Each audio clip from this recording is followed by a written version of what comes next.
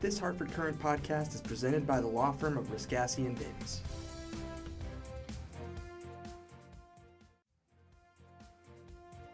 This Hartford Courant podcast is presented by the law.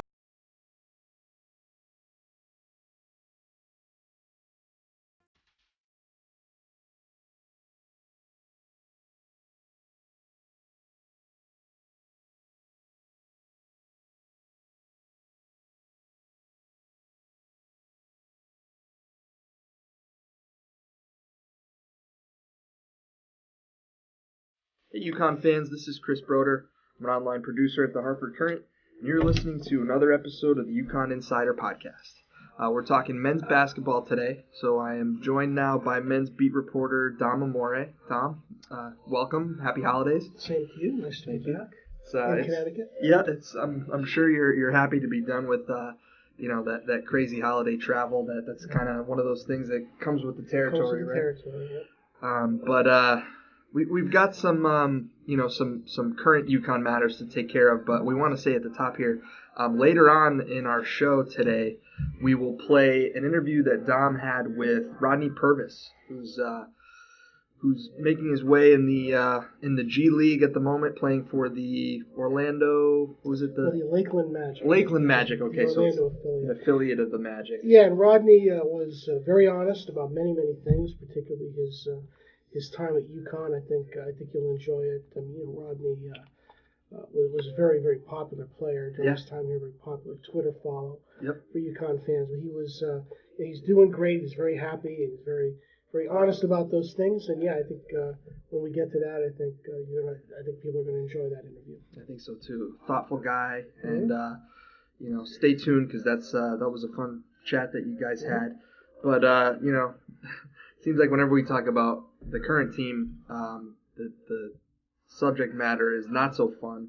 And obviously, since the last time we talked, a couple more rough games against non-conference opponents. Starts with I guess they were 18th ranked at the time. I don't know. Has Arizona moved up at all since that game, or they're pretty much? Well, the rankings will be coming out, I'm sure, today. But they're a legit top 20 team. Sure. They're probably a top 10 team. They were number 2 at the start of the season, and they just went into a funk in the Bahamas and lost 3 games. Right now is that this schedule that they have was built to put them back on the map. Now, I'm sure they anticipated having a really good team this year because you had that, quote, top 5, unquote, recruiting class going into its second year. But when that kind of fell apart with injuries and defections, and UConn had to kind of throw a team together in the spring and summer, they're not ready to play this kind of schedule, and it shows. But you look at the number of ranked teams that are going to end up on UConn's schedule. Villanova, which is number 1, and Michigan State, which is number 2, and Arizona, which is really a top 10 team, and Wichita State twice, they're a top 10 team. Yeah. I mean, it's a very strong schedule. But to this point, UConn has not shown that it's equipped to play it. Right, and of course, there's a couple ways to look at something like that. I mean, on the one hand, you get a lot of opportunities to improve your RPI, but on the flip side, if you don't pick off any of those games, you're in a lot of trouble. I felt there were 7 big non-conference games on UConn's schedule against high majors, and I thought if UConn, given that only one of them is at home, I felt like if UConn could get 3 of them, they would be in really good shape. And at this point, they've only got 1, and they've only got Villanova top-ranked left. So it's going to be very hard for them to get 2 of the 7. And they really, to me, if they got 3 or 4 of the 7, they would have really been in good shape. And, you lose to Arizona on the road, you live with it. You lose to Michigan State, you live with it. You lose to Villanova, you live with it. But, a Syracuse team that lost to St. Bonaventure, you got to get that one. An Auburn team that lost to Temple by 14, you got to get that one. And, Arkansas, I think, is probably a better team than people think. But the point is, UConn had to get a couple of these wins, and they didn't do it.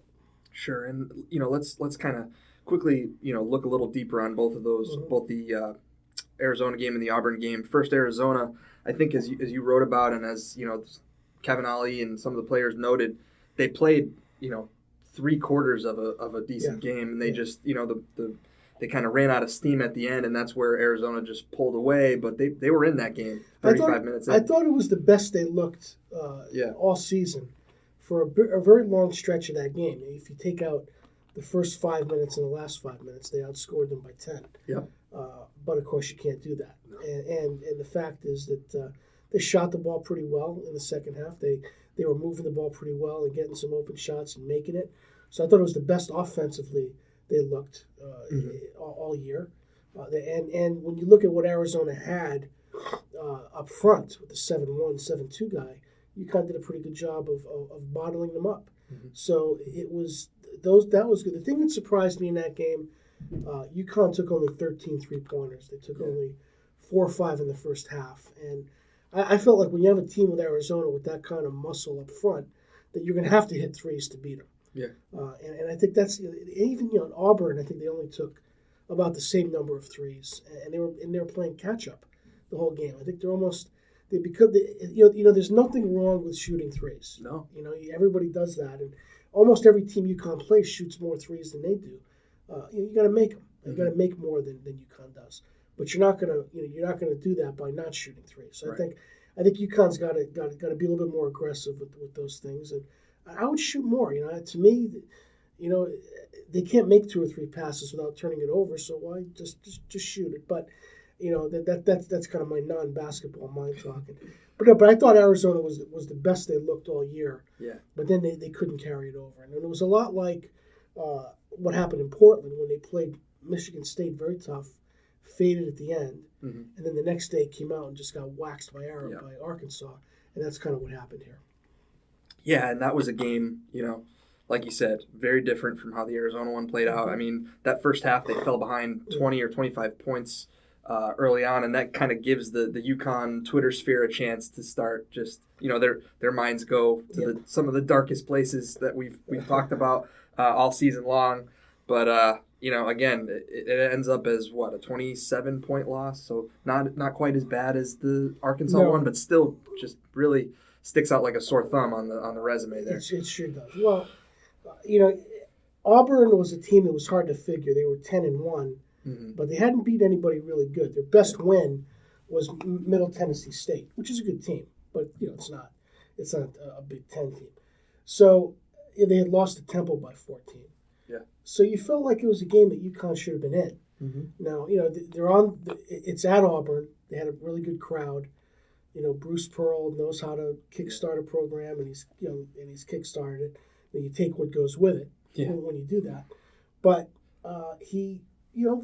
if they lost a tough game on the road, again, you can kind of live with it. But the optics of getting beat that bad. And, to be fair, I know the travel schedule was not conducive. Mm-hmm. They had to fly across a time zone and in a fairly quick turnaround, but you did have 12 days off prior to kind of put in your game plan for both teams. It just was not, again, it was a game that UConn really needed, and you didn't see the sense of urgency that you should see for a game that really was, I don't want to say the season was on the line, but the season would look a lot differently if UConn won. Sure. All right, well, that sort of brings us to our guest for this episode, Rodney Purvis. Like we mentioned, you spent some time talking to him, and if you want to give a little plug, you'll have a story coming out soon. Well, this week's current. Yeah, we're multi-purposing this interview for conventional story as well as the podcast. And Rodney wasn't drafted, didn't go to the Portsmouth tournament. That's didn't get a lot of attention when he left UConn, but he got an opportunity to go to training camp with the Orlando Magic, and he impressed enough to go to Lakeland. And ironically, we'll hear a reference to it, but he's paired in the backcourt with Troy Caupain, who was, of course, they had so many great battles with UConn and Cincinnati, and now they're together in the backcourt and playing well. But Rodney, he's not only is he having a big year for Lakeland, but he's playing even better lately. He had 40 points against the Westchester Knicks last week, and 28. He's at a buzzer beater. Yep. His last 4 games have been spectacular.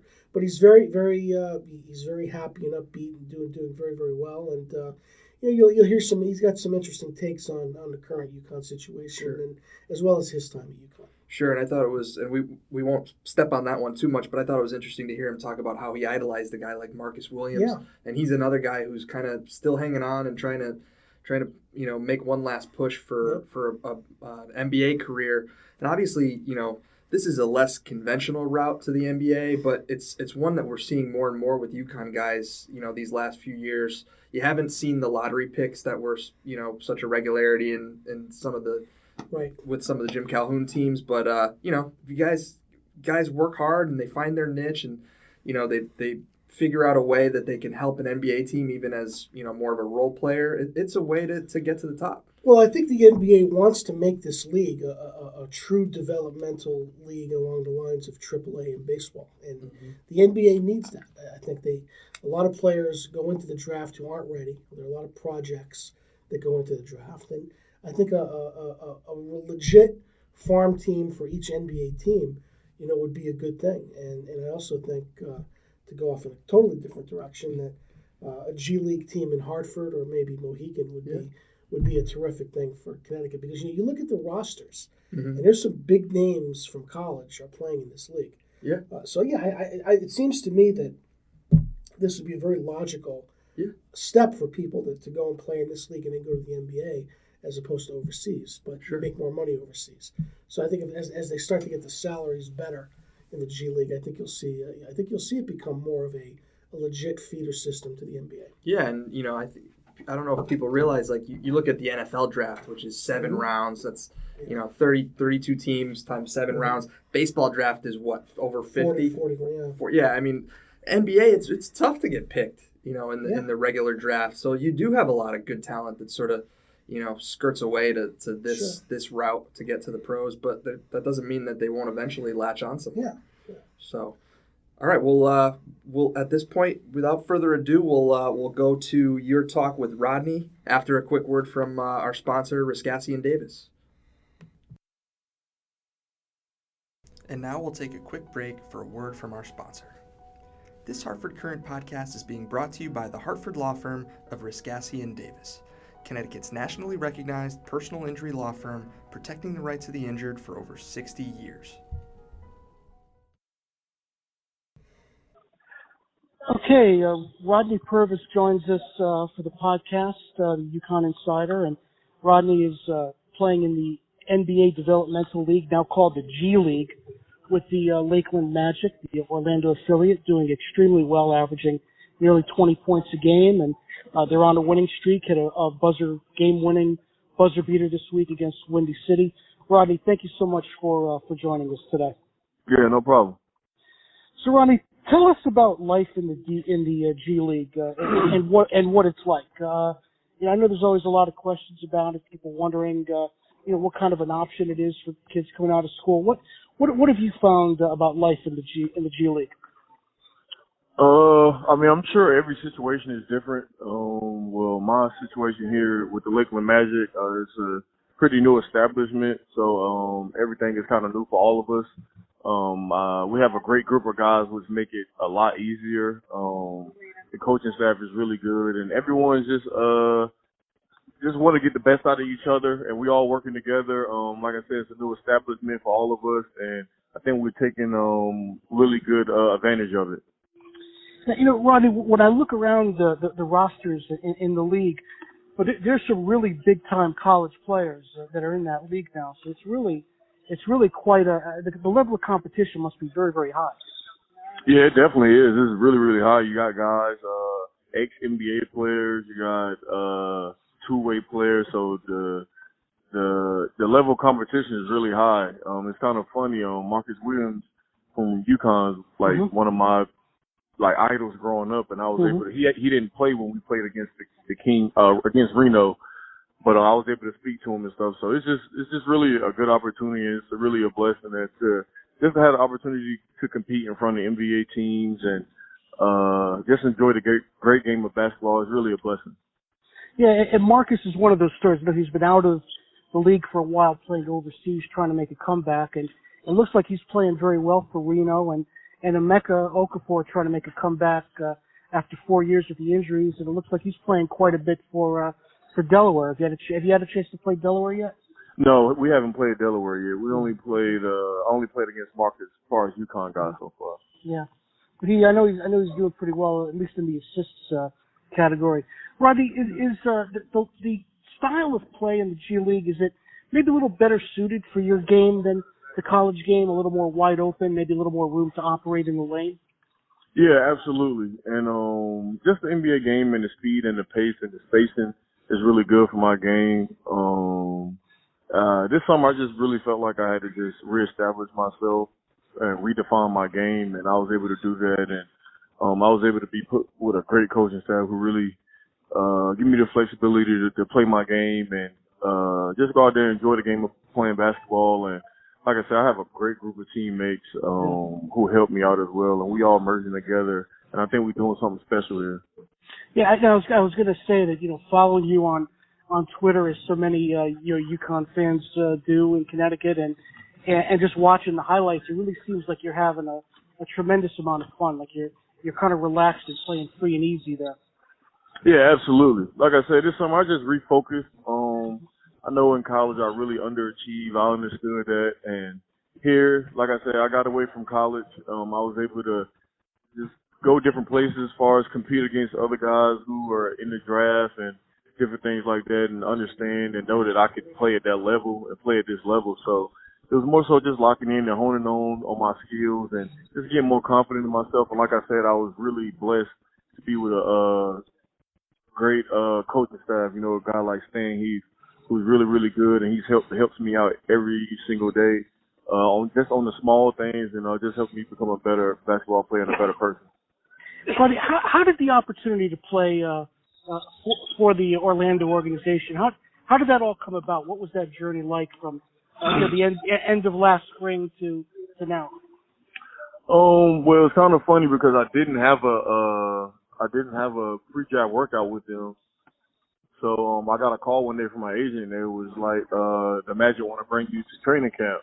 And like every kid, I was super excited. I couldn't wait. I got to summer workouts. We did a lot of summer workouts, and I did really, really well as far as competing with the guys. And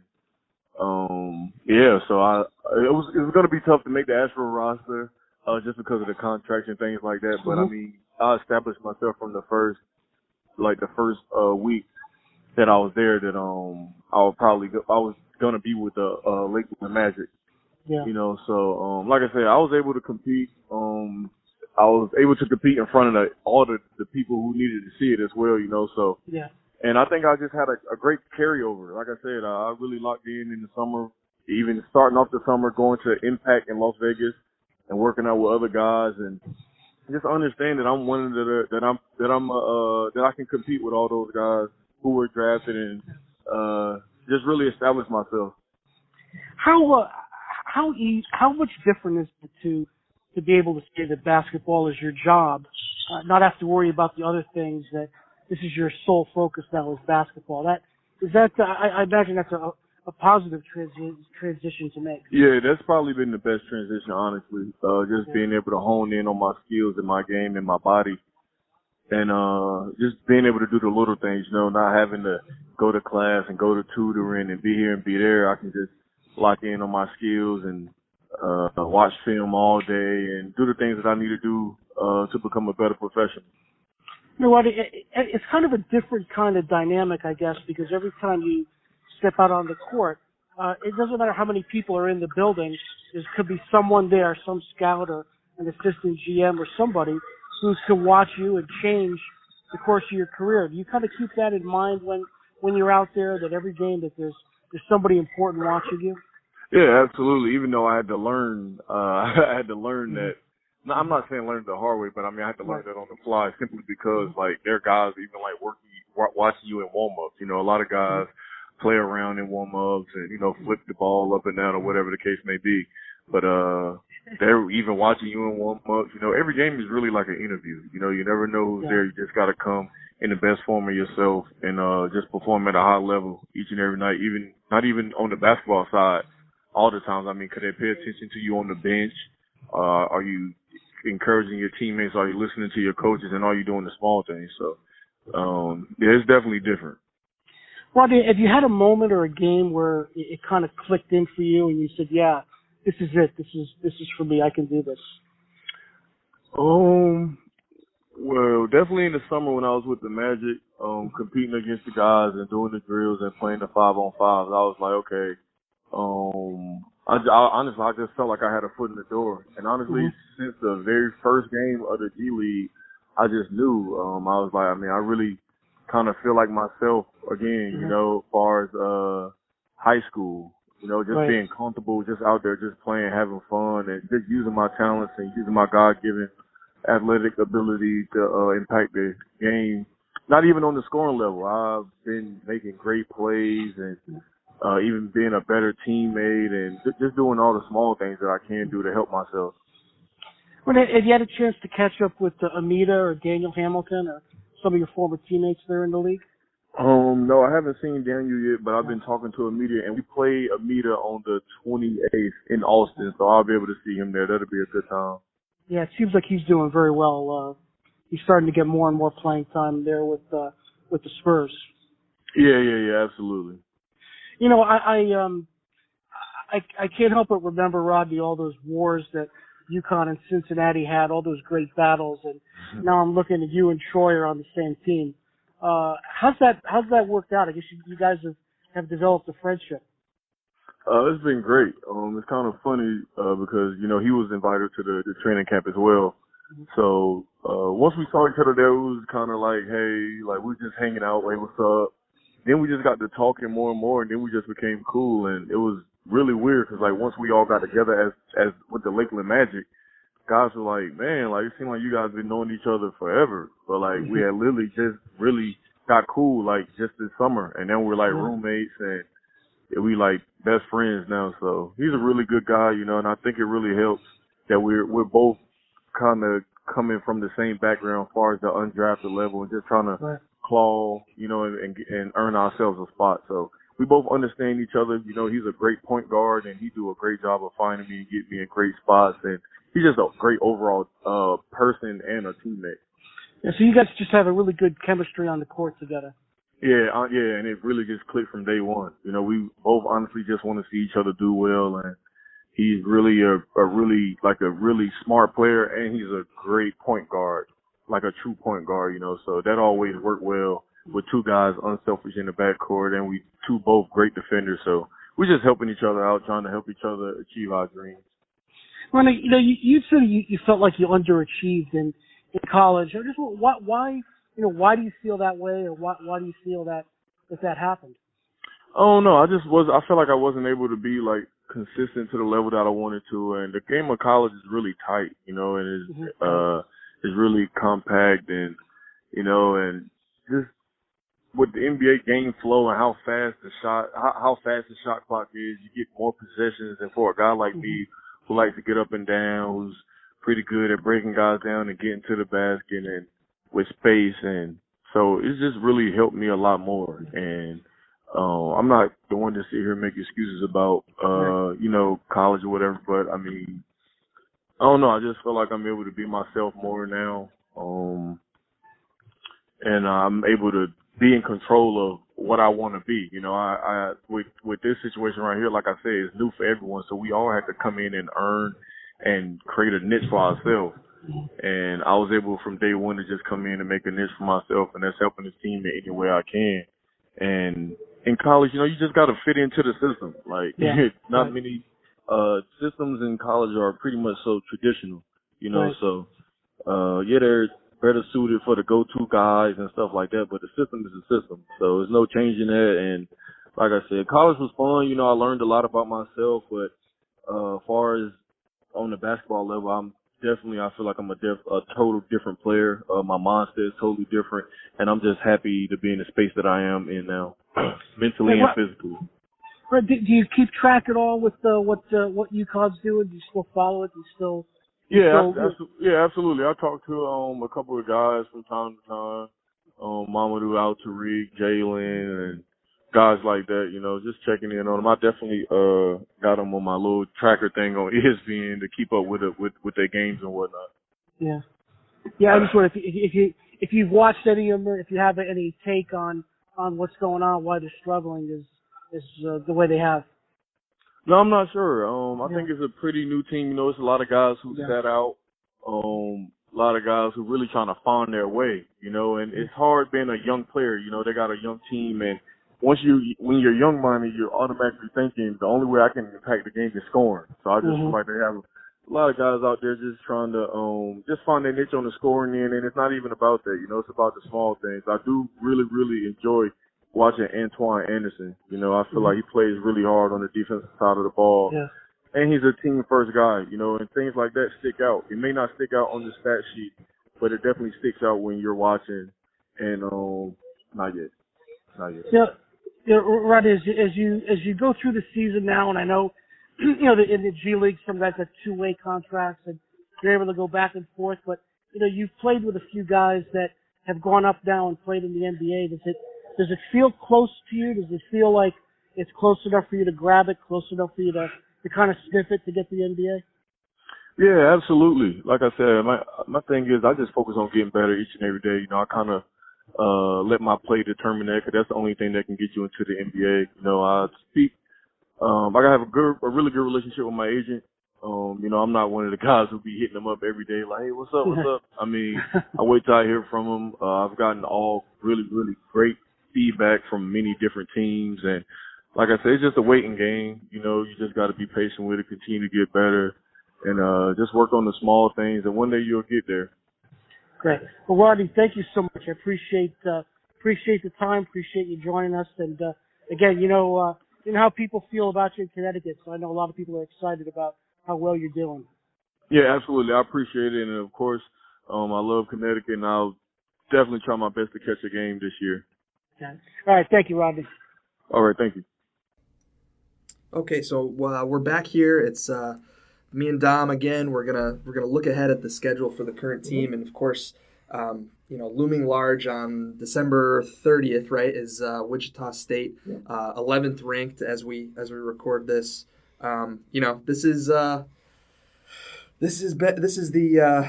class of the AAC, and it gives UConn a chance to sort of see how they measure up. And of course, like we mentioned before, it's going to be a game that could potentially improve their resume a lot. Yeah, right? well, I think Wichita's 11th ranked, and they're probably headed upward by the time that game starts, and they're a huge addition to the American Conference. And I think it's, again, at least this game will be in the XL Center. You would think it'll be pretty packed. Yeah. People, if they're not going to be enthusiastic about this game, I don't know what game they would be. So it's a big game. It's a noontime game on day before New Year's Eve, and I think it should be an atmosphere that fires UConn up, and UConn's got to perform. I mean, again, UConn's put itself in a position where they didn't get the quality wins outside the league, enough of them. So they're going to have to win games in the league. And, Wichita, if you can get a split with Wichita, split with Cincinnati, then maybe you have a chance. But this league the league started out a lot stronger than it's been. There were a lot of quality wins early on, and it's faded a little bit. Yeah. I think the league is now something like 9-15 in true road games. Those mostly against power conference teams. But as you pointed out, Temple beat Auburn and Wisconsin. We saw that obviously Wichita's got quality wins. SMU beat Arizona in the Bahamas. There are a lot of these teams, and Cincinnati goes out to UCLA and crushes them at Pauley Pavilion. So the league's got some quality wins under its belt, some, and UConn's got the win over Oregon is it. But this is one that, again, if UConn's going to do something with the season, it's going to have to do it in the league, and that's going to mean doing well against Wichita State. Sure. And I don't know, maybe this is one of those dynamics that maybe means more to fans, but from the UConn standpoint, here's Wichita State, the newcomer to the AAC, and they're kind of thought of as instantly as this anchor for the league, this team that can, give the league respect nationally. And of course, that was supposed to be the Huskies when this league was conceived, and now you wonder if that's something that, obviously the guys playing for UConn now might not care about that, but maybe Kevin Ollie cares, and he can. Well, you've hit on a raw nerve there, I think, from the UConn standpoint, is that people who say that UConn can't recruit because of this league, or that this league is holding UConn back, my response would be, how does Cincinnati do what it's done? How did SMU get to do what it's done?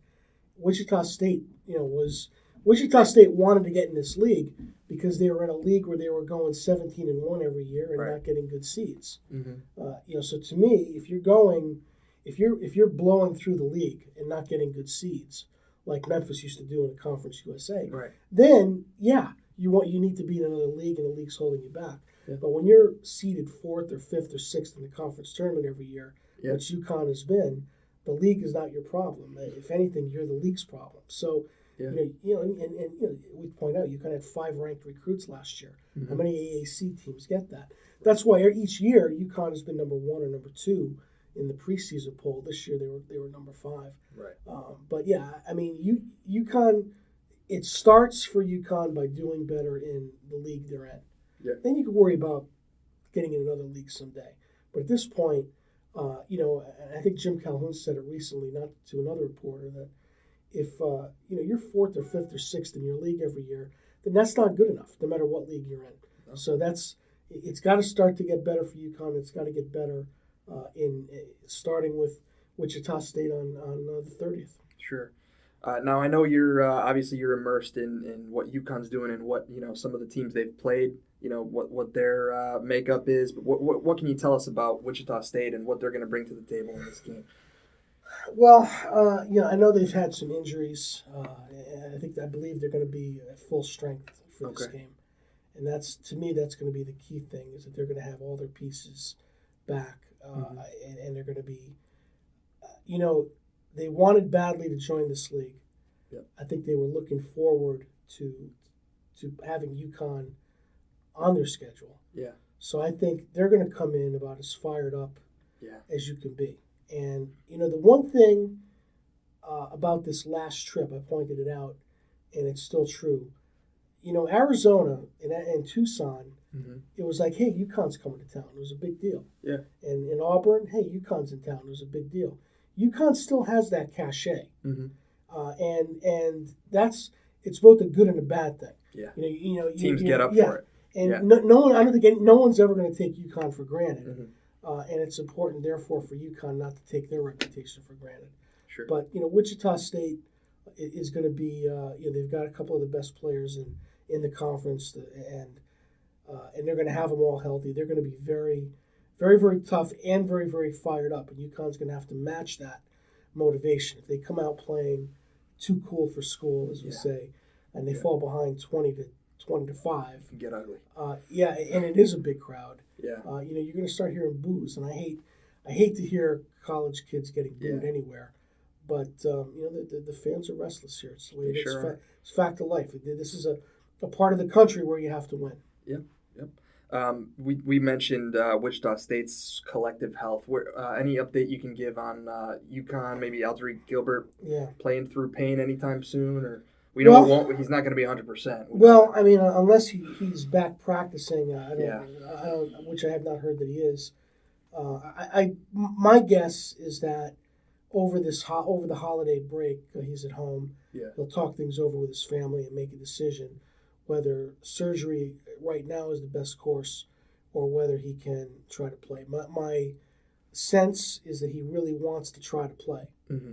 But it's going to be a question of whether or not the doctors tell him you're risking maybe a major permanent damage if you play. And then in that case, you can't. You have to shut it down. But my guess is that he really wants to play. And that decision will probably – I don't think he'll play against Wichita State, but I think a decision could be made by then. And UConn is supposed to hear from Sydney from the NCAA on Sydney Wilson's eligibility. This Hartford Courant podcast is presented by the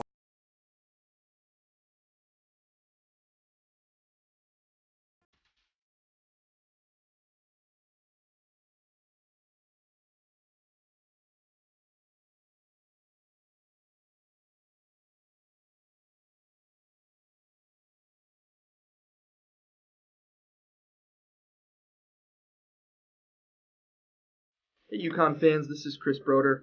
I'm an online producer at the Hartford Courant, and you're listening to another episode of the UConn Insider Podcast. We're talking men's basketball today, so I am joined now by men's beat reporter Dom Amore. Dom, welcome. Happy holidays. Same to you. Nice to be back. in Connecticut. Yeah, it's. I'm sure you're happy to be done with that crazy holiday travel. That's kind of one of those things that comes with the territory, right? Territory, yeah. But we've got some some current UConn matters to take care of. But we want to say at the top here, later on in our show today, we will play an interview that Dom had with Rodney Purvis, who's making his way in the G League at the moment, playing for the Orlando. Was it the Lakeland Magic? Lakeland Magic. Okay, so it's affiliate. an affiliate of the Magic. Yeah, and Rodney was very honest about many things, particularly his time at UConn. I think you'll enjoy it. Rodney was. This Hartford Courant podcast is presented by the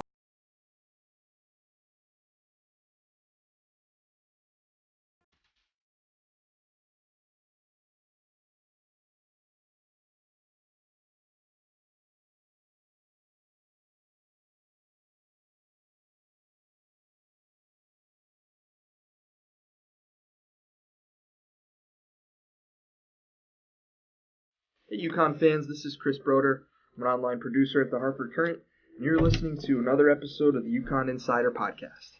We're talking men's basketball today, so I am joined now by men's beat reporter Dom Amore. Dom, welcome. Happy holidays. Same to you. Nice to be back. In Connecticut. Yeah, I'm sure you're happy to be done with that crazy holiday travel. That's kind of one of those things that comes with the territory, right? Territory, yeah. But we've got some some current UConn matters to take care of, but we want to say at the top here, later on in our show today, we will play an interview that Dom had with Rodney Purvis, who's making his way in the G League at the moment, playing for